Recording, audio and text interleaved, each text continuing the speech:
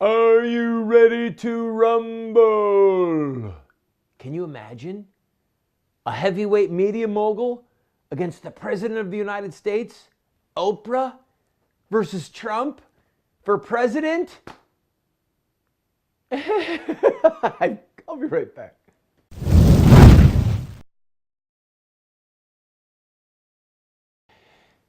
Oprah against President Trump. There's a couple of polls out. Rasmussen, one of them, shows Oprah up by 5 points. Another poll shows her up by 10 points. I didn't know that she was running. I didn't know we were in an election year. This is unbelievable. Friend, listen to me for a second. This is about the media's ongoing narrative to weaken President Trump. This is a distraction. This is a pitch in the dirt. The Russian collusion nonsense is going to fizzle out. It's going to fizzle out, okay? So President Trump being elected because of the Russians is going to become a non-story. It already is a non-story with a lot of people. So what do they have to do? They have to just go for something else. Why Oprah? She's black. She's a woman. She's a successful woman. She's got her own money. Everyone knows her. I mean, 97% name recognition or some crazy thing. So they're talking about Oprah versus Donald Trump. This is to distract us and to give hope to the poorly educated, the ethically impaired, the philosophically stunted. Let me ask you a question, all right? This is for real. This is from the heart. If you had the chance to vote for a man or a woman, hear me out, and you agreed with them on economics, they had the same worldview that you did about supply and demand, about the stability of currency, whether or not we should have paper money or real money, silver, gold, if they had the same opinions that you did about our commitment to NATO, our relationship to China, well, how we deal with terrorism, how we deal with the border, whether or not the federal government should be involved in local education, standardized testing, women's rights, whatever that means. You just had a list. You just ticked off the list. I agree. I agree. I agree. We agree here too. This person is incredible. And then you got down to the very bottom and you found out that this particular presidential candidate or governor or whatever wanted to reestablish American slavery, chattel slavery. They wanted white people to be able to own black people. Or here's a twist, they wanted black people to be able to own white people, whatever. They wanted to reestablish slavery in America. Now remember, you agree with them on everything else. The military, the size of the military, the budget, Social Security, Medicare, Medicaid, whatever your position is on all of these things, you agree with them.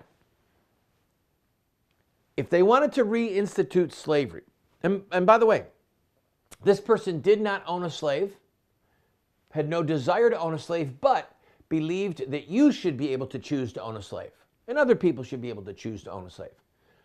Would you vote for that person if you agree with them on everything else except that they wanted to reinstitute slavery? And all that went along with it, the beatings, the rape, all of it. Would you vote for them?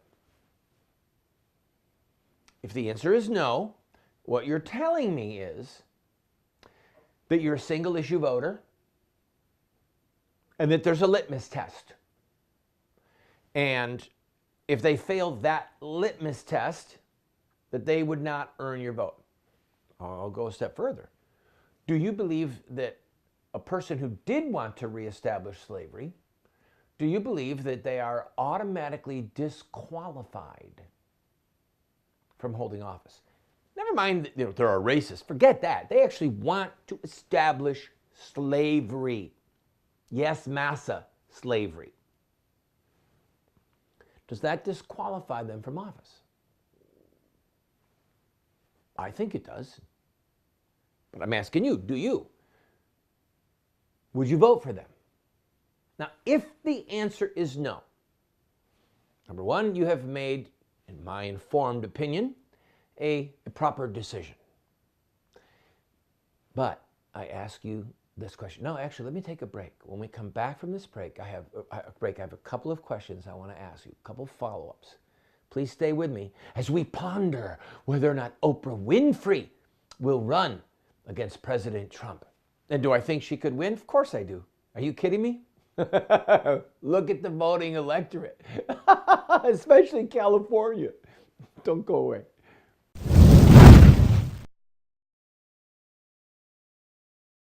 Today, many so-called Christian intellectuals believe that the God of evolution used billions of years of death and destruction to evolve the bodies of the first human beings.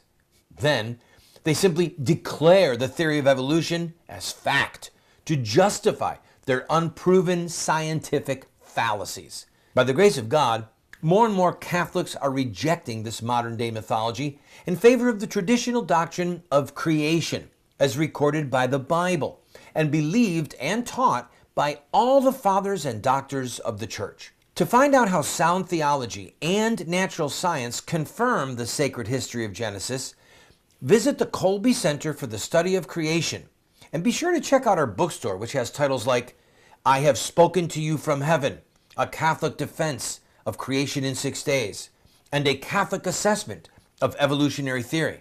That's the Colby Center for the Study of Creation.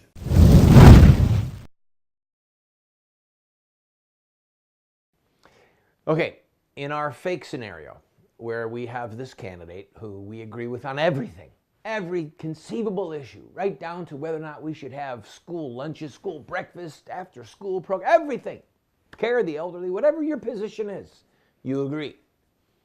But that one little thing, maybe that one big thing, they want to reinstitute American slavery. Does that disqualify them from office? Could they earn your vote? Let's say yes, that does disqualify them, and no, they could not earn your vote. Well, here's a question I have for you. Is slavery a sin? American chattel slavery? Yeah, it is. Is it a big sin? Yes. It's one of the sins that cries out to God. Withholding the laborer's just wages. Okay? The Jews were slaves in Egypt, and God said, their cry has come up before me. Now, Christianity teaches that there are 4 sins that cry out to heaven. The number 1 sin is murder. The number 2 sin is homosexual behavior. So I ask you, is slavery a sin? Yes. Is it a horrible sin? Yes. What's worse, slavery or murder? A slave can run away. A murdered victim cannot. A slave can beg for mercy. A murdered victim is dead. A slave can cry for help. Fellow slaves can come and rescue the slave. A slave can revolt. A dead person, a murdered person can't. Are you following me? Oprah supports the murder of babies. Murder is a far greater sin than slavery. Slavery is an abominable crime against God, but child murder is way worse. And the murder of an unborn child is the most heinous form of murder. Because an adult, or a baby, or a born or unborn baby, an adult can run, self-defense, beg for help, cry for mercy, there's any number of things that an adult can do to escape murder, or to evade murder, or to try and stop the murderer. A child can't do any of it. An unborn baby can't do any of it, can't even whimper. Can't even look with eyes into the eyes of the murderer, saying, please don't do this. So child murder is one of the most heinous forms of murder. Oprah supports child murder. And if we as Christians would say, or you as a pagan, you pagans that watch my program, you unbelievers, you backsliders, wherever you are, if you would say, if you would dare to say, I would never vote for a human being for office who believed in slavery, but you would vote for somebody who supports the murder of babies, you have lost your way. You have lost your way ethically, with your soul, with your eternity.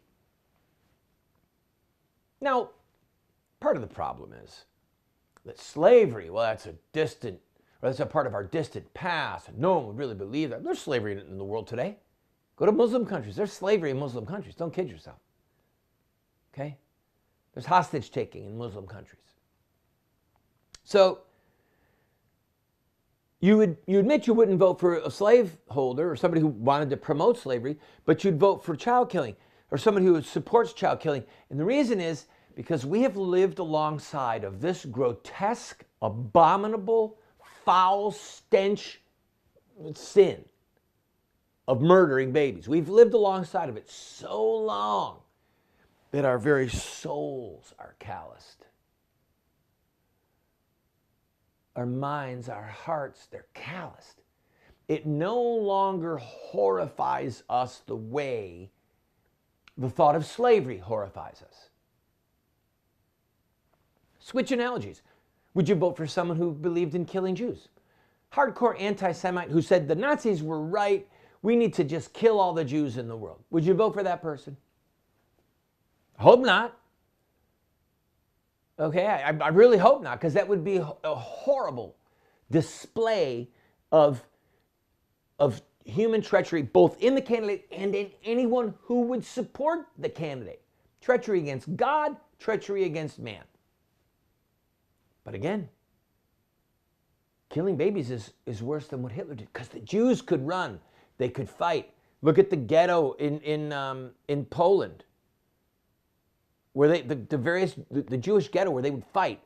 They could flee, like that movie. Oh, I forget the name of the movie. Anyway, I'm belaboring the point. You get the point. We look at the pictures of the concentration camp, and we are rightly horrified, and we would never, ever vote for someone who supported that. Yet we would cast a vote for somebody who supports the butcher of innocent babies? What the heck is wrong with us? God, save us from Oprah Winfrey. Save us from Barack Obama. Save us from any human being, Republican, Democrat, Independent, who supports the brutal murder of babies. God save us. I'll be right back.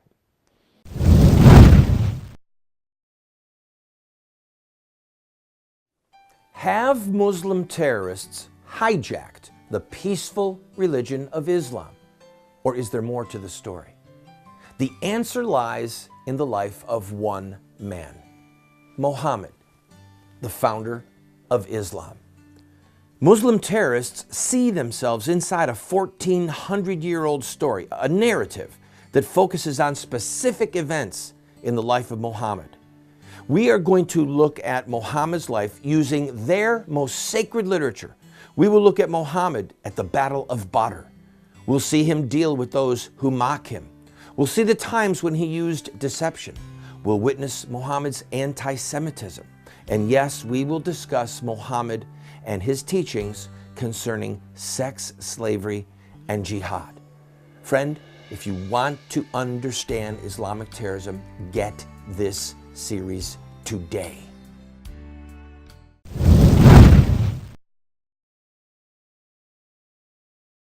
So for point of clarity, welcome back, I'm Randall Terry.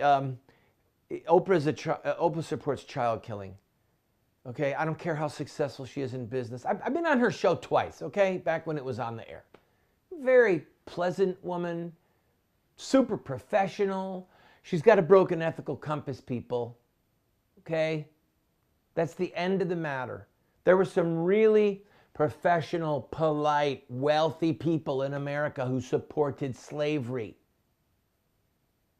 And some of them did some good things. Thomas Jefferson, There you go. Wrote the Declaration of Independence and owned slaves and had a slave mistress. So, yeah, I can get that there are people who are really messed up internally. Okay, I get that. But, man, I'm not voting for someone, and neither should you. All right, let's move on. Michael Wolff. This man, and you know who he looks like? Put his picture up. Now put up next to his picture Dr. Evil.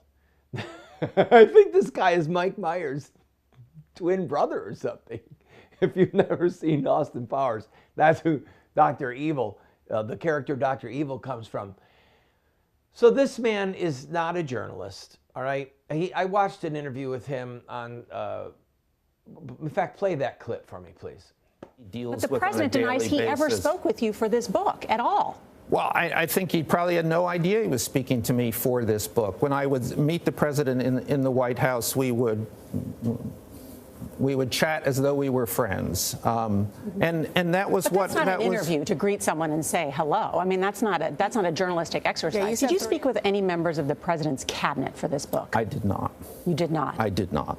And did you speak with the vice president? I did not. The important point I want to make is that this book is not about my impression of the president. I came into this with no agenda. I continue to have no political agenda. Fair enough. So there you have it. He's talking to the president, but the president doesn't know he's being interviewed? Then that's not an interview. And then there's the clip where they ask if you interviewed anybody from the president's cabinet. And he says, no, I have not. But then he goes on and says that the 25th Amendment, where the cabinet removes the president from office, the 25th Amendment is being talked about. Well, the 25th Amendment and the cabinet, how can you say that when you haven't talked to the cabinet? This man is a liar, people. And in the interview on CBS, he said he has no political agenda with the book, which is funny, because when he was being interviewed by somebody from, I think, the BBC, he said, this is the book that can bring down the presidency. Well, I don't know. Call me stupid. But it seems to me like somebody who thinks that a book could bring down a presidency has just a wisp of politics in him.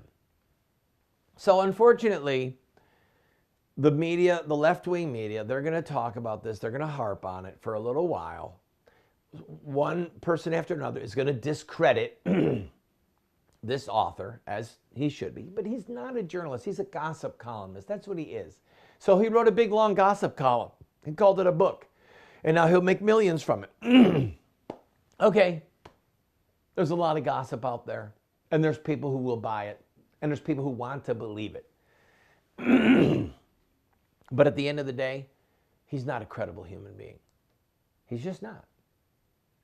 I've got to take a quick break. We'll talk about Steve Bannon a little bit when we come back and how his fortunes have changed. And I like the man. I really do. And I think he made a mistake, but I like him. We'll talk about him when we come back. Don't go away.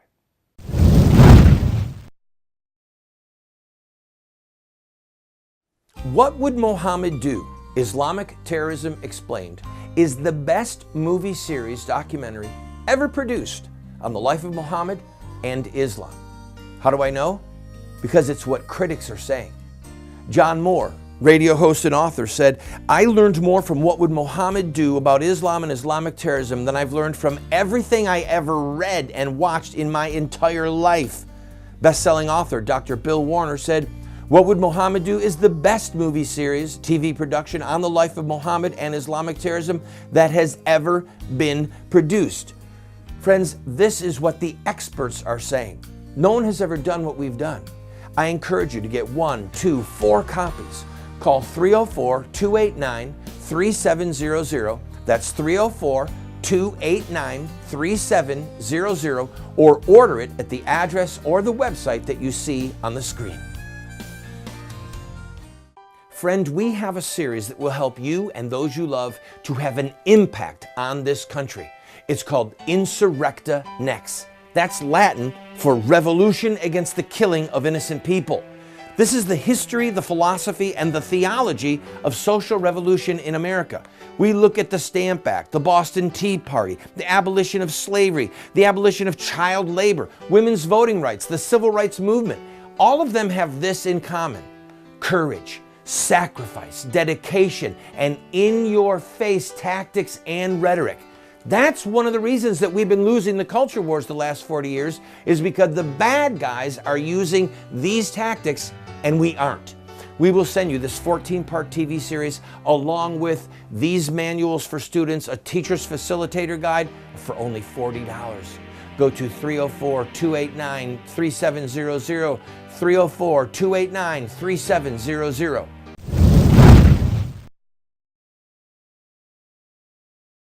A friend is somebody who walks into the room when the rest of the world is walking out.